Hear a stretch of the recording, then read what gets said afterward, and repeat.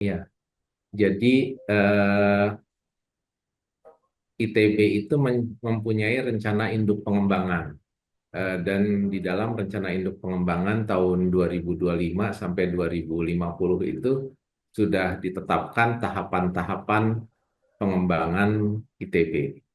Nah, wujud ITB tahun 2030 sudah tercantum di sana. Jadi ITB harus menjadi motor pembangunan berkelanjutan, harus mempunyai kemandirian dalam melakukan riset dan inovasi, harus bisa menjadi universitas yang mempunyai dampak yang besar, menghasilkan wirausaha yang mumpuni, begitu ya. Dan beberapa target-target lain. Oh, yang ini apa misalnya aktif berkolaborasi multidisiplin. Nah, eh, wujud itu kalau kita terjemahkan adalah wujud dari universitas generasi keempat. Telah terbit secara cetak dan digital. Majalah Kampus Indonesia edisi Desember 2024. Pada edisi ini terdapat wawancara khusus dengan Mendikti Saintek, Satrio Somantri Brojonegoro, 75 tahun Universitas Gadjah Mada. Profil beberapa alumni kebanggaan UGM. Wawancara dengan Direktur Dewan Eksekutif BAN PT, juga profil beberapa kampus yang telah mendapat akreditasi unggul. Untuk informasi dan pemesanan, dapat menghubungi kontak yang ada di video.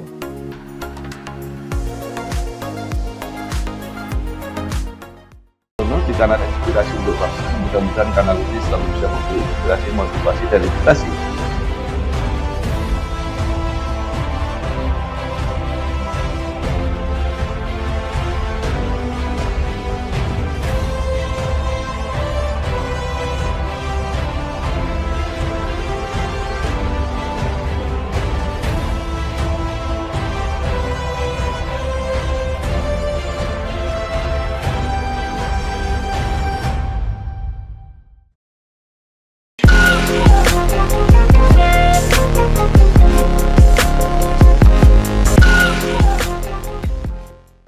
Assalamualaikum warahmatullahi wabarakatuh. Salam sejahtera untuk kita semua. Bersama saya Bambang Sadono di kanal Inspirasi untuk Bangsa. Mudah-mudahan kanal ini selalu bisa memberi inspirasi, motivasi, dan edukasi. Kami sedang mempersiapkan beberapa video wawancara untuk mewawancarai para dekan di Fakultas Teknik terutama yang sangat menjadi favorit para mahasiswa baru. Nah, selain akan kami tayangkan secara digital juga akan kita muat di majalah Kampus Indonesia. Saat ini saya sudah bersama dengan Profesor Dr. Insinyur Tata Cipta Dirgantara, IPM ASEAN Engineer. Beliau adalah dekan Fakultas Teknik Mesin dan Dirgantara, FTMD, Institut Teknologi Bandung. Apa kabar, Prof? Baik, Alhamdulillah Pak Bambang. Gimana Ya, Bapak? Sehat, Pak? baik, sehat. Prof. Tata Cipta ini menyelesaikan S1, S2 di ITB, kemudian S3 di Wessex Institute of Technology, yang kemudian ditransfer ke Queen Mary University of London. Kemudian berkarir di ITB sejak 1994, pernah menjadi sekretaris Komisi Nilai-Nilai Luhur Forum Guru Besar ITB, menjadi Wakil Direktur Hubungan Internasional, Ketua Komisi Keilmuan Masa Depan Forum Guru Besar ITB, dan saat ini menjabat menjadi Dekan Fakultas Teknik Mesin dan Dirgantara FTMD, sekaligus Ketua Kelompok Keahlian Mekanika Padatan dan Struktur Ringan. Dan beliau baru saja dinyatakan terpilih sebagai Rektor ITB untuk periode 2025-2030.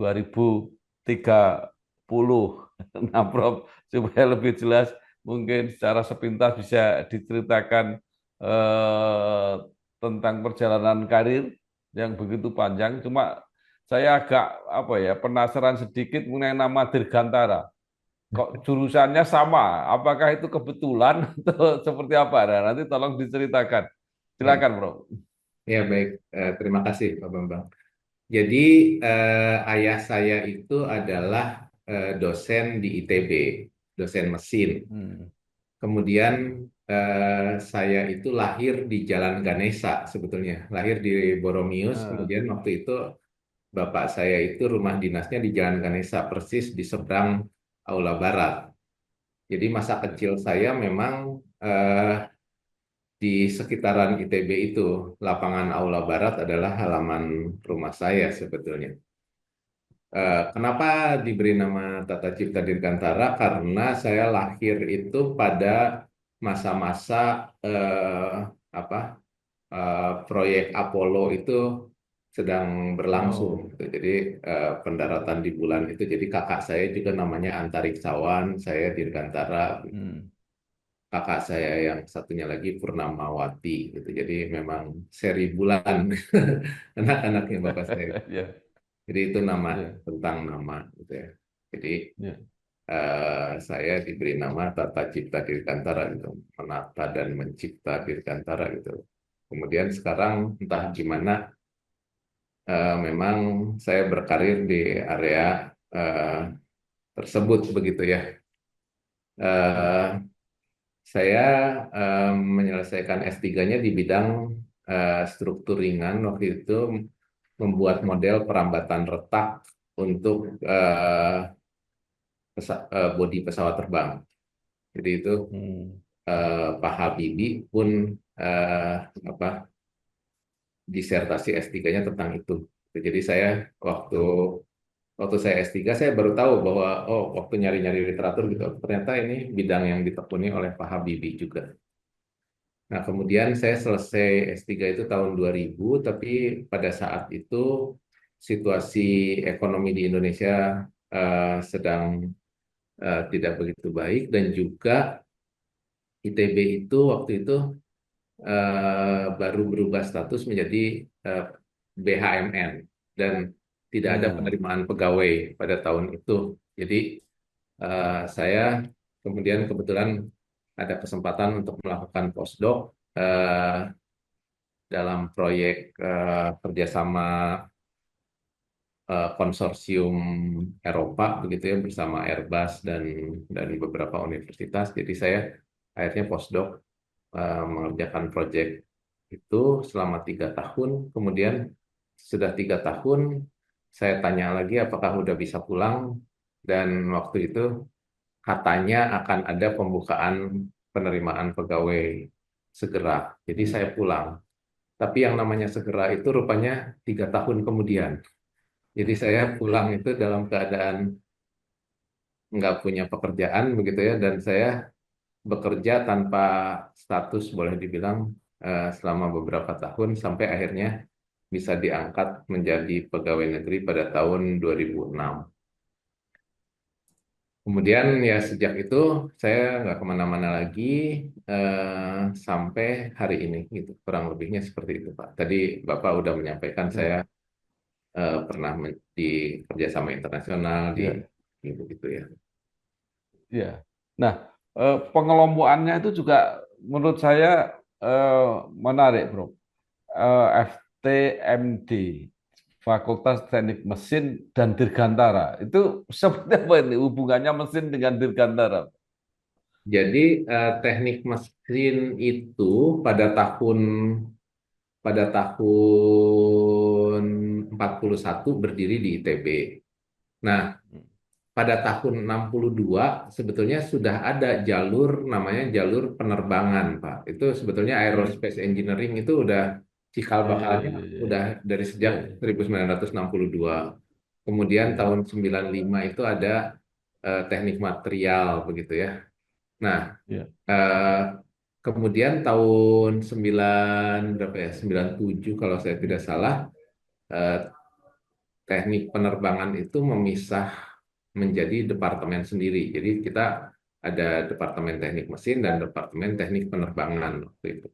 Nah, tahun 2008 departemen teknik mesin dan departemen teknik penerbangan itu bergabung.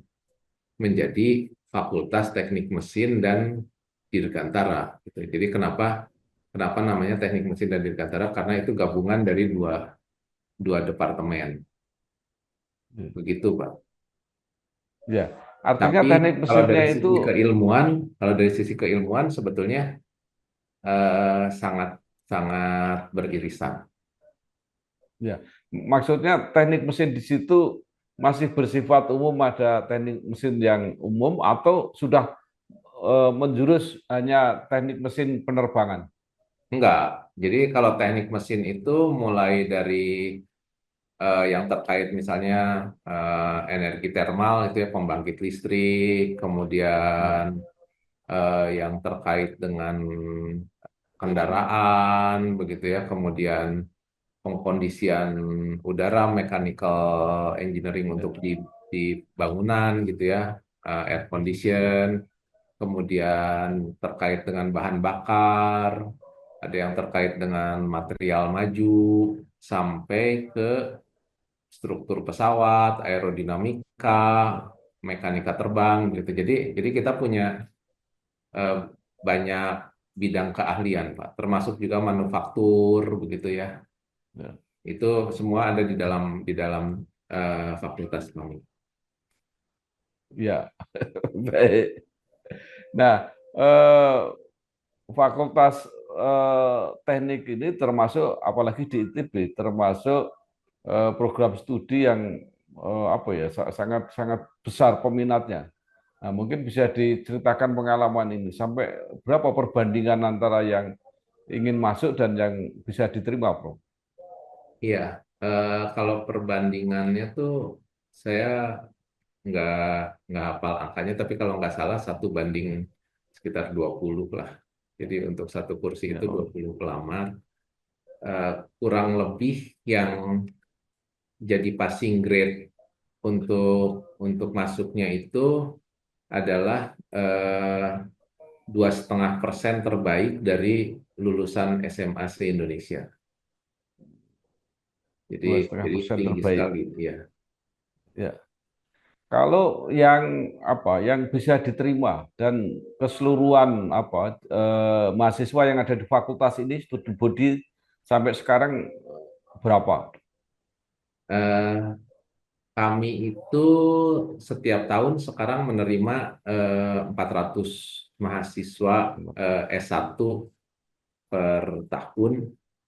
Alumninya sudah puluhan ribu karena sudah sejak tahun 59 kalau nggak salah saya sudah meluluskan gitu ya. Jadi udah berapa? 60 tahun ya, 60 tahun. Jadi udah ribuan yang lulus dari fakultas ini, dari program studi teknik mesin, program studi teknik penerbangan dulu itu namanya teknik penerbangan, sekarang teknik dirgantara, kemudian juga dari teknik material, baik pada jenjang sarjana, magister maupun doktor.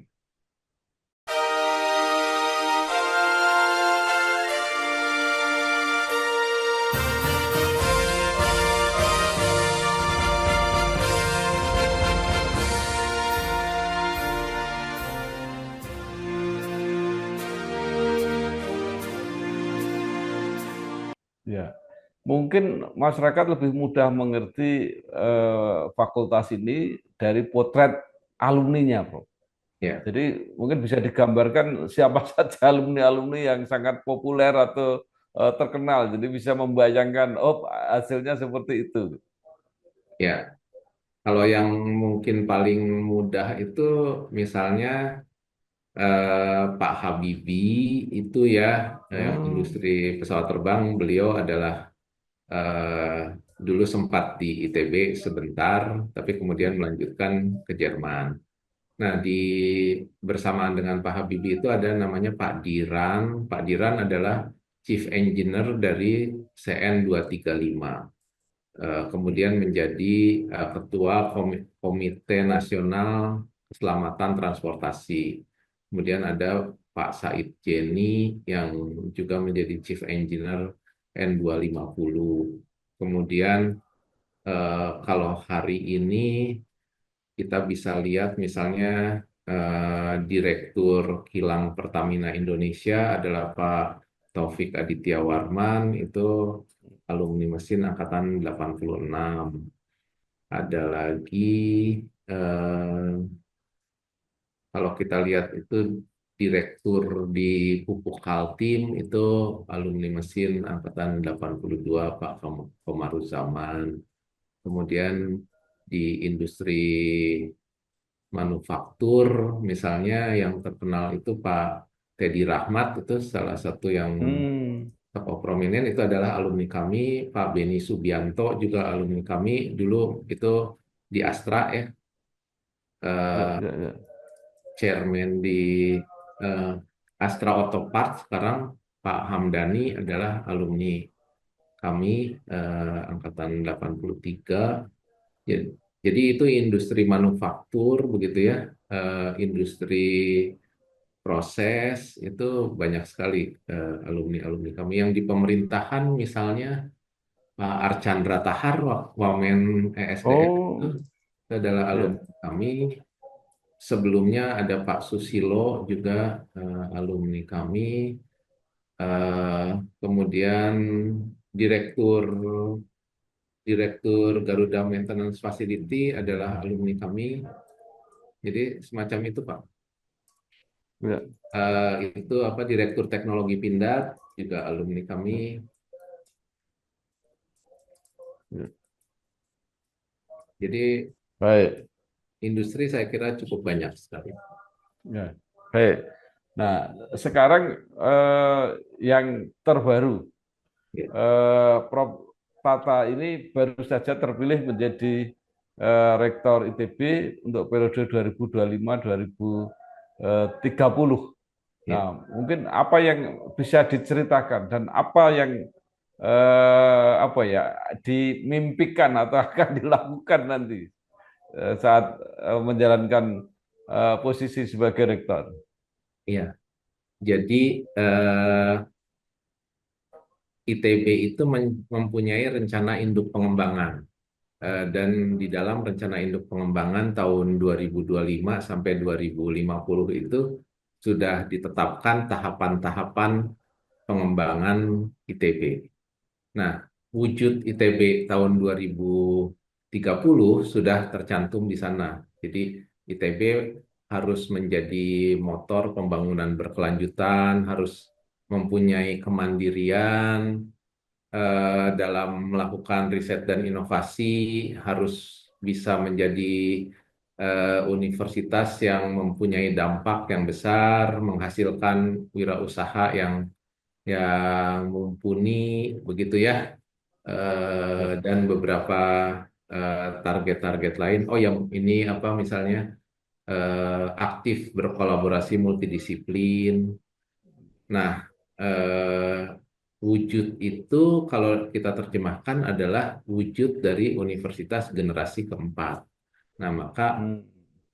pada saat saya diminta menyusun program kerja, saya tuliskan bahwa ITB tahun 2030 adalah ITB yang menuju universitas generasi keempat, yang menjadi universitas kelas dunia yang unggul dan berdampak melalui kinerja riset dan inovasi pasca sarjana yang signifikan.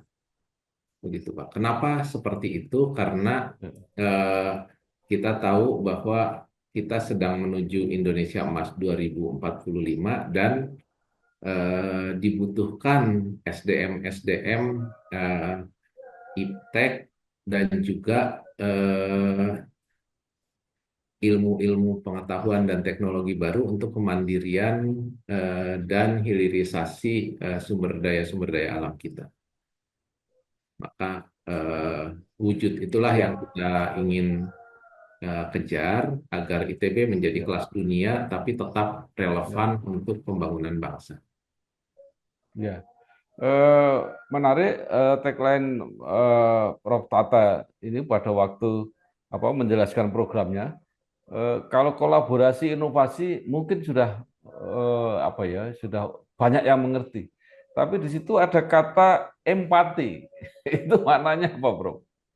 Ya, Jadi begini Pak, kalau misalnya kita mengembangkan sesuatu begitu ya, maka Hmm. kita harus tahu dulu sebetulnya yang dibutuhkan itu apa, gitu ya. Hmm. Dan proses pertama dari proses berpikir desain itu adalah empati. Kita melihat Hmm. kebutuhan kebutuhan orang itu apa, kita komunikasikan dahulu, kita lihat budayanya begitu ya. Baru kita bisa mendefinisikan eh, masalahnya apa begitu. Itulah empati gitu ya. Jadi bisa aja kita membuat desain, tapi kemudian desain itu atau solusi teknologi itu nggak laku karena itu basisnya adalah kecanggihan atau fungsi, tapi belum tentu sesuai dengan kebutuhan atau keinginan yang nanti menggunakan. Itu salah satu empatinya. Yang kedua, empati yang kedua adalah bahwa ini adalah institusi pendidikan. Jadi eh, kami itu perlu menghasilkan lulusan-lulusan yang tidak hanya bisa berpikir kritis, Ya. berkreasi, tapi juga memiliki karakter budi luhur, empati yang besar. Karena itulah yang akan menjadikan eh, lulusan-lulusan kita itu dapat bermanfaat bagi sekitarnya. Baik, sebelum dilanjutkan saya cuma sedikit aja mau tanya.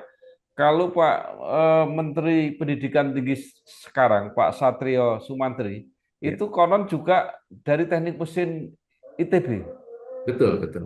Ya, Jadi itu dalam satu fakultas yang sekarang Prof. Tata pimpin itu. betul. Ya. Baik, terima kasih. Nah, sekarang ITB termasuk salah satu perguruan tinggi yang mencapai akreditasi unggul. Sekarang hampir 150 yang sudah mencapai. Nah, berarti puncak tertinggi itu sudah tercapai. Nah, nanti di masa bakti Prof. Tata ini apa setelah setelah unggul itu apalagi yang mau dicapai? Oh iya. Jadi begini Pak. Eh, Ya. ITB itu saat ini kalau kita lihat ranking dunia itu di ranking 256. Gitu ya. Nah, kita masih berharap bahwa kita itu masuk ke liga yang lebih tinggi lagi. Gitu ya. Nah, untuk itu maka yang diperlukan adalah reputasi akademik yang luar biasa dan kolaborasi internasional. Nah, dari sisi reputasi akademik, itu fokus saya adalah memperbesar porsi pasca sarjana. Jadi program Hmm. magister dan terutama doktoral, kemudian ada juga postdoktoral. Nah, kemudian eh, selain itu eh, internasionalisasi yang juga penting. Jadi eh, target saya kalau tadi Bapak bicara akreditasi unggul, maka target berikutnya adalah eh, terakreditasi internasional, Ya. ya, baik untuk S1 maupun magisternya. Kenapa itu jadi penting? Karena dengan kita terakreditasi secara internasional, maka mobilitas mahasiswa itu jika kita ingin pertukaran mahasiswa, baik kita mengirim keluar ataupun mengundang mahasiswa asing ke dalam, itu jadi mudah karena kita sudah terakreditasi yang diakui secara internasional.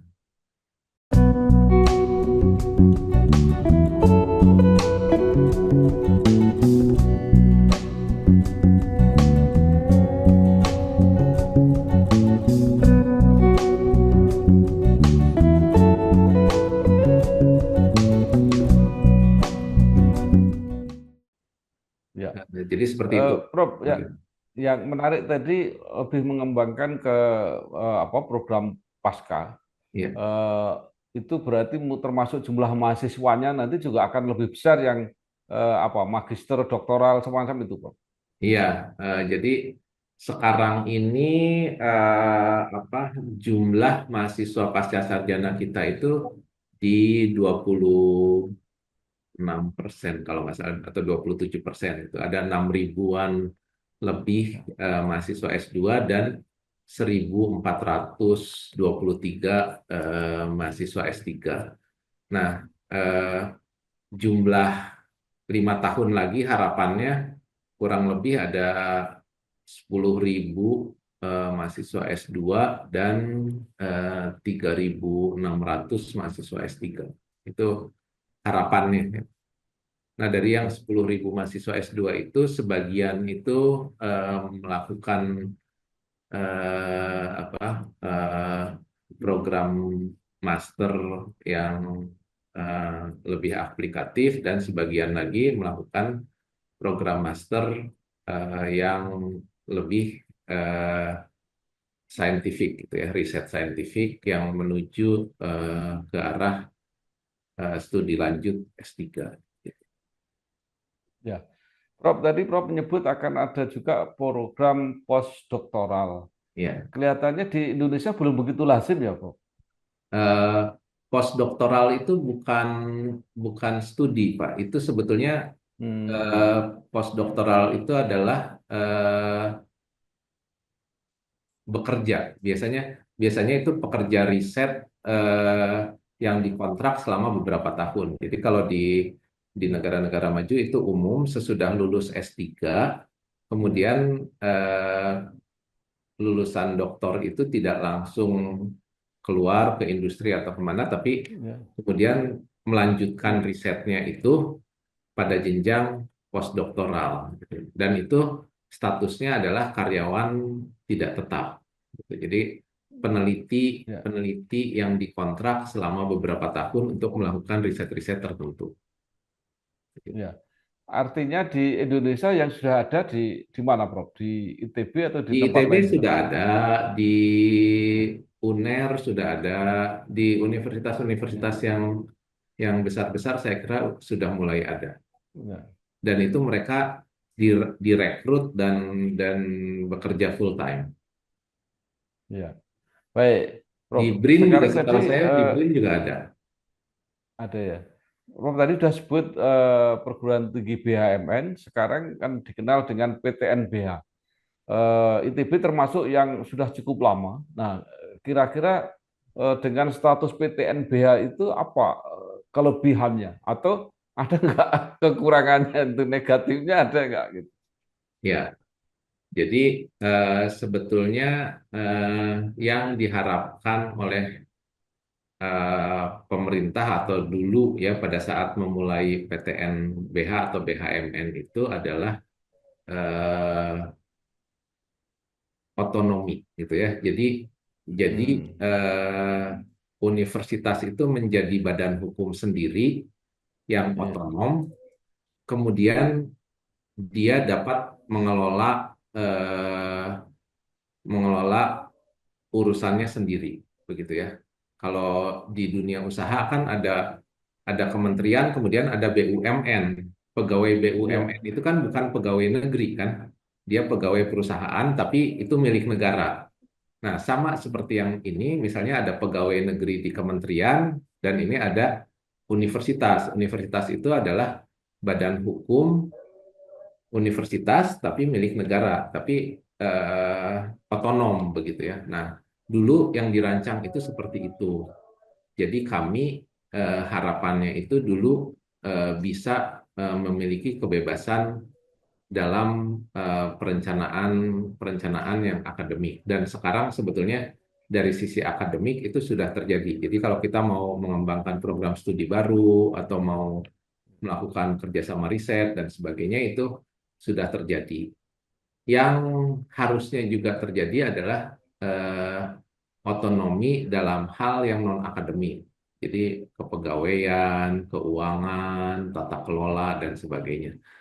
Tapi eh, yang itu belum 100% terlaksana karena kita masih terikat dengan aturan-aturan ASN misalnya atau aturan penggunaan dana APBN dan sebagainya. Jadi kita masih campur tuh antara antara sebagai lembaga yang otonom, institusi yang otonom, dan juga aturan-aturan pemerintah yang standar.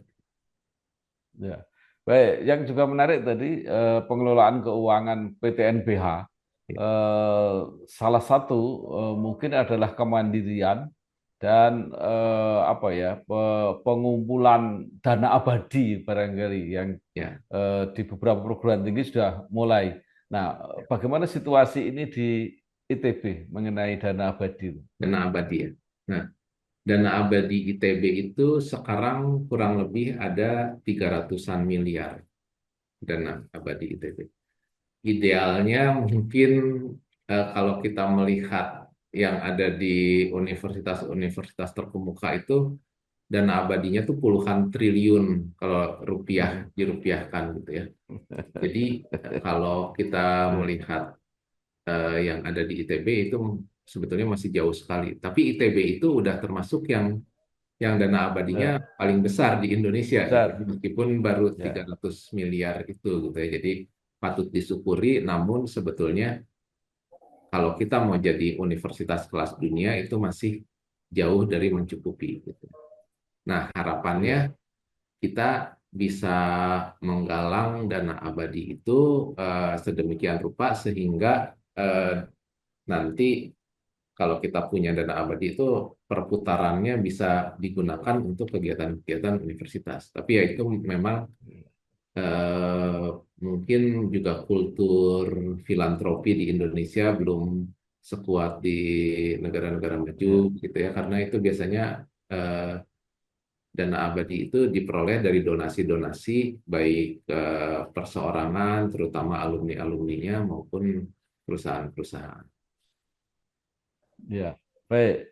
Nah, terakhir, Prof, ada yang mengatakan bahwa eh, majunya pembangunan di suatu negara atau suatu bangsa tergantung pada sedikit atau banyaknya insinyur.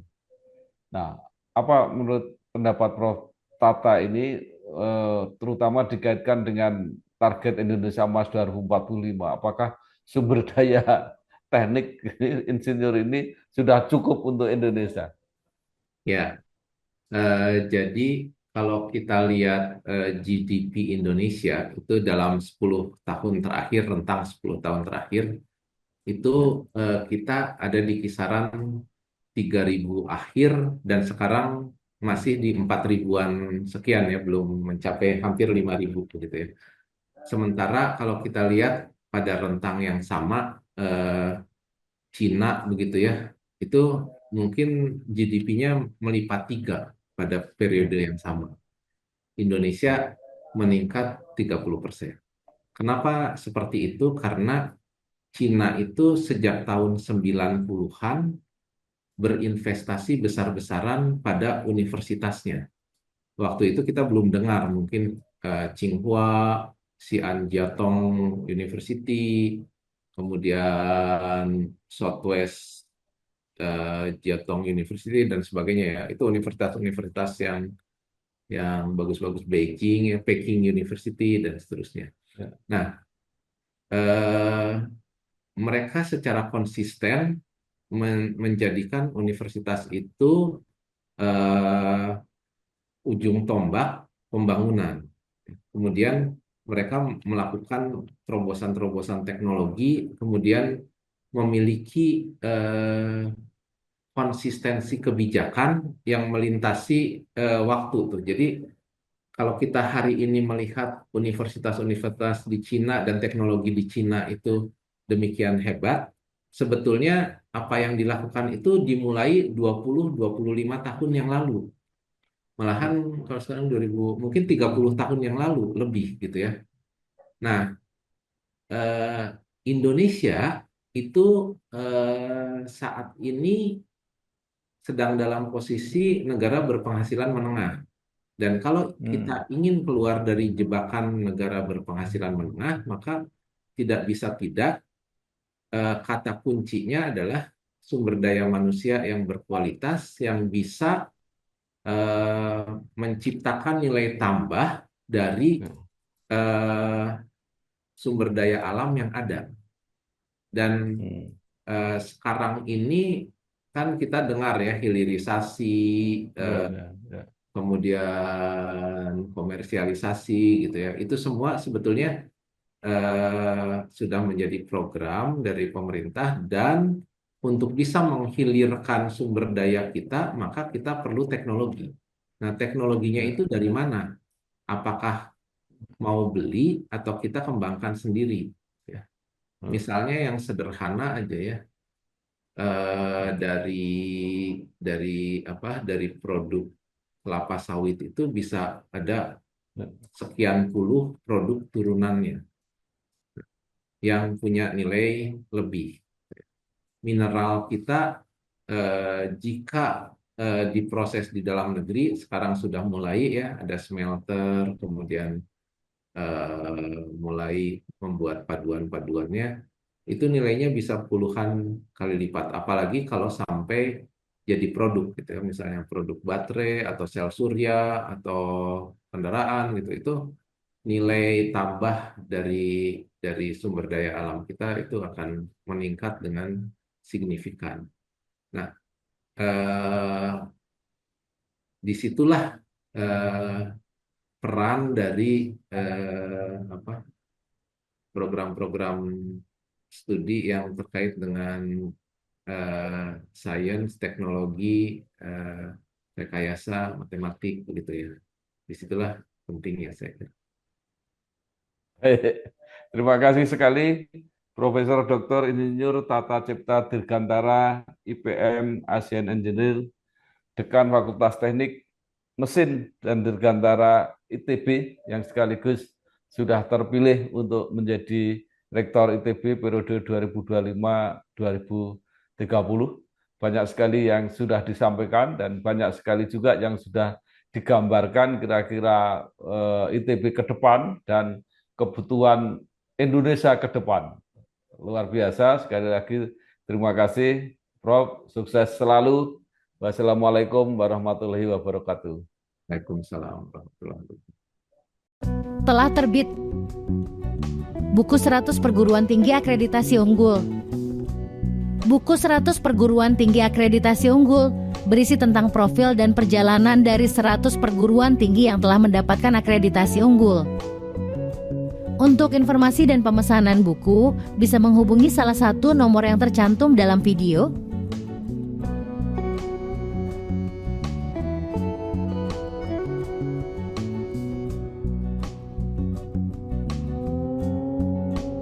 Di kanal Inspirasi untuk Bangsa. Mudah-mudahan kanal ini selalu bisa memberi inspirasi, motivasi, dan edukasi